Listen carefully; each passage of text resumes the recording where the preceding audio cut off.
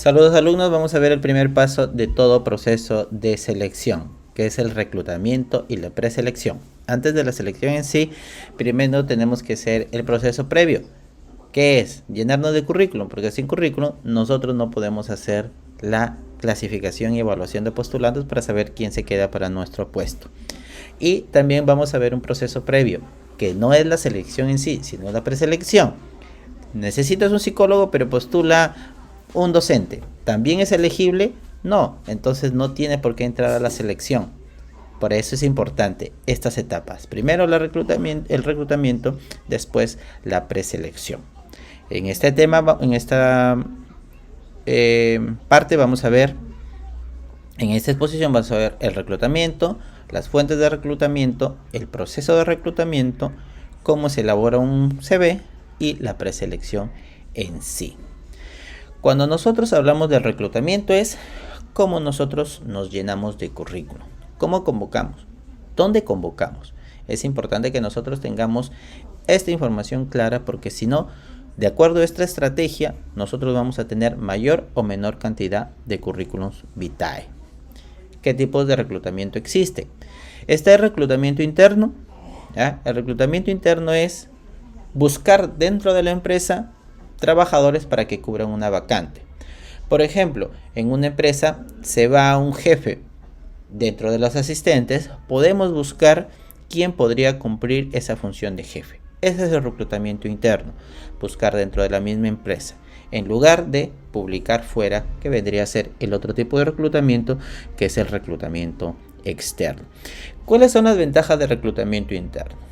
El reclutamiento interno aprovecha los talentos de la misma organización, motiva a los empleados a que tengan oportunidad de crecimiento. Sobre todo se ahorra costo y tiempo. ¿Por qué? Porque ya no tienes que estar convocando personas fuera. ¿Cuál es la desventaja? Hay gente que como no queda seleccionada se desmotiva. Hay personas que tienen mejores cualidades para hacer amigos y puede influenciar en ser contratados para un ascenso. Y muchas veces las personas que ascienden dentro de la empresa, los compañeros no lo apoyan tanto, pues porque antes era uno de ellos y ahora ha ascendido y no se adecuan a ese cambio. En el reclutamiento externo, ¿cuáles son las ventajas? Que una persona que viene de otra empresa puede traer ideas innovadoras para nuestra empresa, ya que tiene diferentes formas de ver los problemas, quizás formas más creativas como ha aprendido a hacerlo y que no están en nuestra empresa. Entonces esa persona podría traer estos nuevos puntos de vista y enriquecer nuestros recursos humanos. La desventaja es que hay mayor inversión de tiempo, tiempo y dinero, ¿no? ¿Por qué? Porque hay que contratar avisos en periódicos, hay que contratar avisos en páginas web especializadas y eso encarece el proceso de selección. También puede que no venga personal adecuado a tu postulación y eso hace que tengas que constantemente estar buscando personal. Recuerdo una amiga de Promar que eran 2 meses, 3 meses y no conseguía un jefe de almacén. Esa es la desventaja del reclutamiento externo. A veces es incierto. Muchas veces los trabajadores dentro de la empresa también se quedan incómodos. ¿Por qué? Porque dicen, ¿sabes qué? Prefieres darle afuera en lugar de dar oportunidad dentro. ¿Cuáles son las fuentes de reclutamiento? ¿De dónde yo me hago currículos? Primero, medios de prensa, ¿no? Los medios de prensa pueden ser periódicos, que es el que se utiliza mucho más actualmente. Si tú vas a un diario, por ejemplo, La Industria en Chiclayo o El Tiempo en Piura, en el domingo aparecen los avisos clasificados. En El Comercio también hay una página de empleos, Aptitus, donde aparecen todos los avisos de reclutamiento. Esa es una forma de llegar a tu personal, ¿no? Pero va a depender también del tipo de puesto al que te dirijas. Por ejemplo, ¿no? Si tú te diriges a personal que no lee periódicos, entonces si tú publicas en este medio de prensa, vas a tener dificultades para atraer candidatos. Entonces, nosotros tenemos que evaluar otras fuentes de reclutamiento. Por ejemplo, las instituciones. Nosotros podemos ir a las universidades, a los colegios de psicólogos profesionales, a los colegios profesionales y buscar personal, ¿no? Por ejemplo, yo pertenezco al Colegio de Psicólogos del Perú y siempre publican convocatorias en las cuales uno puede participar. Las universidades, yo puedo ir a una universidad y pedir personal a los alumnos que ya están terminando para que puedan trabajar en la empresa. Esa es otra fuente de reclutamiento. Ya, ni hablar, los medios virtuales, LinkedIn, Computrabajo, Boomerang, ¿no? Son sitios donde nosotros, los reclutadores, podemos publicar y las personas pueden postular desde ahí. También tenemos relaciones personales. Los referidos, no me estoy hablando de los recomendados, sino los referidos. Por ejemplo, ¿no? Yo le puedo decir a un trabajador de la empresa, decirle, ¿sabes qué? No tienes o conoces personas que puedan postular esta empresa. Yo recuerdo el colegio Innova School, una de sus estrategias que tenía era los referidos. Es decir, a los mismos docentes les proponían que traigan currículos de colegas que podrían trabajar en la institución. Entonces, si las personas pasaban el proceso de selección, se quedaban, genial. Era una fuente importante de reclutamiento. Es diferente al recomendado. El recomendado es que la persona recomienda para que se quede ahí, que ese es nepotismo o tráfico de influencias. Acá no. Acá es, yo te refiero a personas que pueden postular al proceso de selección.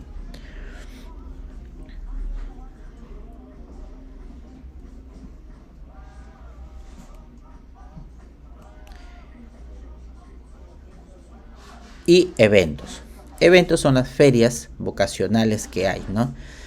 Hay ferias vocacionales, por ejemplo, que las organiza, por ejemplo, el Ministerio de Trabajo, donde muchas empresas ya llegan y dan la opción para que la gente que no tiene trabajo postule ahí. Entonces, ese es un evento, una feria laboral es una fuente donde las empresas pueden atraer currículums vitae. Son las fuentes de reclutamiento más importantes que existen. Va a depender del tipo de puesto al que tú estés postulando, estés buscando personal. ¿Qué criterios hay para elegir una fuente? Ya tenemos los costos y gastos. Si el puesto es muy barato o caro, pues nos va a permitir a nosotros decidir, ¿no? Por ejemplo, es un puesto temporal. Si es un puesto temporal, puede ser por referido, ¿no? ¿Para qué voy a publicar en el diario si es un puesto temporal? Pero en cambio, si es un puesto que es una gerencia o es un puesto que es permanente, preferible buscar pues en un medio escrito, en internet, para nosotros poder seleccionarlo. También es importante tener en cuenta al momento de elegir una fuente de reclutamiento el nivel jerárquico, ¿no? Si en costos y gastos, obviamente es un puesto que requiere inversión, porque publicar en un periódico es muy caro, hay que tener en cuenta también el nivel jerárquico. Recuerdo, por ejemplo, que en la zona donde vivo, en el Bajo Piura, llaman a los trabajadores para que trabajen en la campaña de uva, en la campaña de mango, los llaman por emisoras. Las emisoras son básicamente embudos que colocan en unos guayaquiles muy altos y que permite pues perifonear grandes extensiones de terreno, básicamente por el ruido que hacen, por la cantidad de volumen que tienen, y la gente le dice, ¿no? Básicamente, ¿no? Se busca personal para la campaña de la uva, por favor, llegar a tal dirección trayendo su DNI. Entonces, es una forma de cómo ellos llegan a un personal. Entonces es imposible que lo hagan eso para un gerente, ¿no? Tú no vas a perifonear y decir, se busca gerente por las calles, ¿no?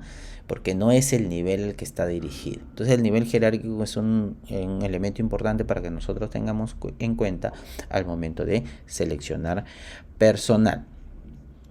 También tenemos que tener en cuenta el ámbito geográfico. Si yo requiero personal para Bagua, si yo requiero personal para Satipo, si yo requiero personal para San Ignacio, por ejemplo, un gerente de una sucursal de la Caja Sullana, del Banco de Crédito, es probable que ese puesto yo lo busque en eh, Chiclayo o en Piura.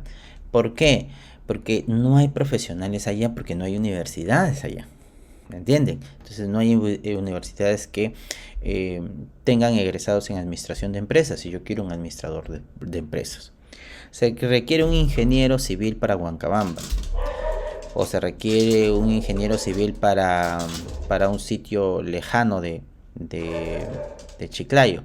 Entonces yo no lo voy a buscar ahí, porque ahí es más probable que no haya. Entonces tengo que buscarlo en un sitio donde haya personal. Cuando yo trabajaba para seleccionar personal para una universidad, pedían ingeniero de minas, y en Chiclayo no hay ingeniero de minas. Entonces yo buscaba, ¿dónde? En Lima, porque en Lima sí hay ingenieros de Lima. Entonces el ámbito geográfico es muy importante para elegir la fuente. Urgencia para cubrir el puesto. ¿Cuál fuente es más rápida para seleccionar personal? Los medios de prensa demoran.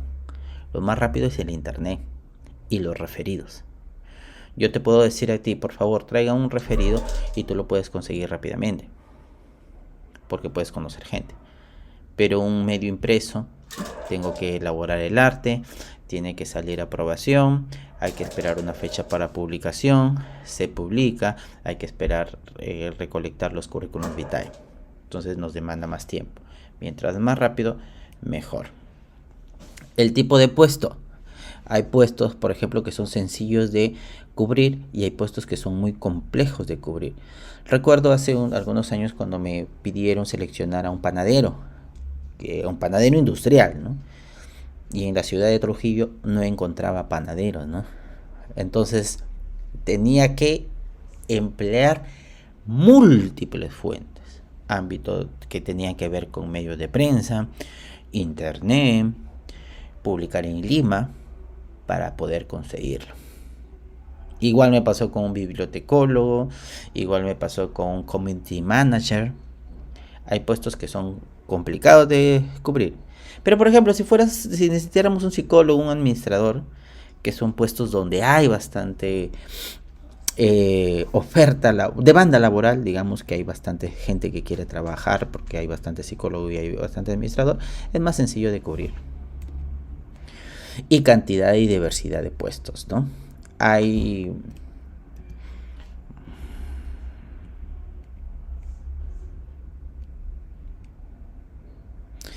Entonces ahí puedes hacer una única convocatoria, ¿no? Solo buscas un puesto. O puedes buscar, pues, hacer una convocatoria masiva, ¿no? Por el caso del personal de campaña, por ejemplo, el de UVA, personal de Mango, donde se requiere, pues, 100 personas, 200 personas, pero del mismo puesto, ¿no? Entonces ahí es más sencilla la convocatoria, porque es un solo puesto, ya, gran cantidad de personas. Pero cuando son diversos puestos, imagínate, sacas una convocatoria que son, necesitas administrador, necesitas gerente, necesitas contador, necesitas personal para recursos humanos, entonces se hace más complejo. Entonces la fuente ahí puede ser diversas fuentes, ¿no? Unas fuentes para un puesto y otras fuentes para otros puestos, de acuerdo a lo que hemos mencionado. Después está la política corporativa, ¿no? En una empresa recuerdo que era política de la empresa que publicáramos en periódico, en medio empresa, ¿no? Entonces eso lo hacíamos primero, y después ya publicábamos por internet. Había otra empresa que la política era solamente reclutamiento interno. Si es que no encontrábamos personal dentro de la empresa, recién hacíamos reclutamiento externo. Ahora vamos viendo el proceso de reclutamiento, ¿no? Primero siempre va a ser el requerimiento de personal. Yo tengo que requerir personal para la empresa. Si yo no requiero personal, entonces ¿para qué voy a hacer la selección, ¿no? Entonces la primera parte siempre va a ser el requerimiento de personal. Después se recepciona, en la empresa se recepciona el requerimiento, y con la recepción del requerimiento se elabora la convocatoria. ¿Ya? La convocatoria nosotros la elaboramos a través del perfil del puesto. Elegimos dónde vamos a publicar, difundimos y recepcionamos las candidaturas. Acá nosotros podemos ver, ¿ya?, la convocatoria. La convocatoria es el anuncio, ¿no? Donde dice, oye, necesito gente, ¿no? La convocatoria puede ser diferente de acuerdo a la fuente. Si nosotros vamos a elaborar una convocatoria que va a ir en un periódico, tendrá que tener elementos gráficos, ¿no? Pero si nosotros elegimos una convocatoria para una bolsa de trabajo de una universidad, va a ser específica, ¿no? Va a ser redactada en una hoja porque una bolsa de trabajo necesita información para poder proceder a publicar en sus redes o enviar a los correos a los alumnos, ¿no? Entonces las convocatorias tienen diferentes formas de acuerdo a dónde va a ser publicada. En internet la convocatoria sería diferente, distinta. ¿Qué partes tiene una convocatoria? Vamos a ver algunas partes de la convocatoria. Ya acá tenemos, por ejemplo, las partes de una convocatoria. Primero, siempre es importante mencionar de qué sector es la empresa o el nombre de la empresa.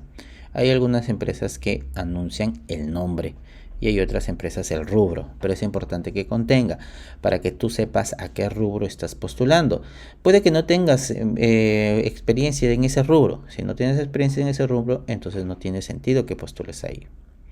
El nombre del puesto siempre es importante. ¿Qué puesto buscas? Pero sobre todo la función principal. Si nosotros no ponemos la función principal, entonces podríamos hacer que la persona se confunda. ¿Por qué? Porque los nombres de puestos son diferentes, ¿no? Recuerdo la vez pasada que me visitaba un gerente de ventas, pero de gerente no tenía nada, no era gerente de nada, pero así se llamaba en la empresa. Entonces tú no vas a postular a una gerencia ahí, estás postulando a un puesto de ventas. Y por eso la función principal es muy importante, porque nos dice qué es lo que contiene ese puesto. El perfil, súper importante, ¿no? El perfil nosotros lo hemos elaborado. Aquí nosotros tenemos que poner la carrera, ¿ya? En qué necesitas que la persona haya estudiado, para que postule ese puesto, qué conocimientos específicos se necesitan, qué experiencia debe tener, ¿no? Es importantísimo, ¿no? Y qué ofreces, ¿no? ¿Qué ofreces en la empresa, ¿no? ¿Para qué? Para que te destaques de otras, para que la gente llegue a postular para ti y no postule para otro. Y cómo postularse, ¿no? Puede que sea un aviso pasado, ¿no? Pero si tiene la fecha, si tiene dónde enviar correo, dónde enviar el currículum vitae, es mucho mejor. Entonces, digamos que un aviso, una convocatoria tiene 6 partes. El sector o el nombre de la empresa, 2, el nombre del puesto, 3, la función principal, 4, el perfil requerido, 5, qué es lo que ofrece la empresa y 6, cómo debe postularse. ¿Ya? Después, nosotros tenemos qué es lo que no debe ir en un aviso. El género, ¿no? Es discriminatorio que nosotros pongamos el género, salvo algunas excepciones. ¿Ya? Por ejemplo, ¿no? Necesito personas para que vendan ropa interior femenina, ¿no? Entonces mi cliente se va a sentir más cómodo comprando pues a una mujer que a un hombre, ¿no? Entonces en algunos casos puede suceder. Edad. Nosotros no podemos ponerle edad porque puede ser discriminatorio. Entonces es mejor describir bien la función para así evitar pues que las personas que consideren que no tienen la aptitud física no participen, o si no aplicamos pruebas de exámenes médicos o pruebas físicas para ver si es que no es un prejuicio de edad que nosotros hayamos considerado, ¿no? Porque puedes tener 24 años pero no puedes tener actividad física, pero puedes tener 35 y puedes estar muy activo físicamente, ¿no? Entonces la edad pierde peso en ese sentido. Por eso es importante las pruebas que nosotros apliquemos. El estado civil, ¿no? Puede sonar a discriminación cuando pides que una mujer sea soltera, ¿no? O que no tenga hijos, ¿no? Institución educativa de preferencia también es algo que nosotros debemos evitar porque porque suene ser discriminatorio. Debemos estar en igualdad de condiciones para competir. Entonces, eso ha sido la preselección y la convocatoria. ¿Listo? Muchas gracias, alumnos.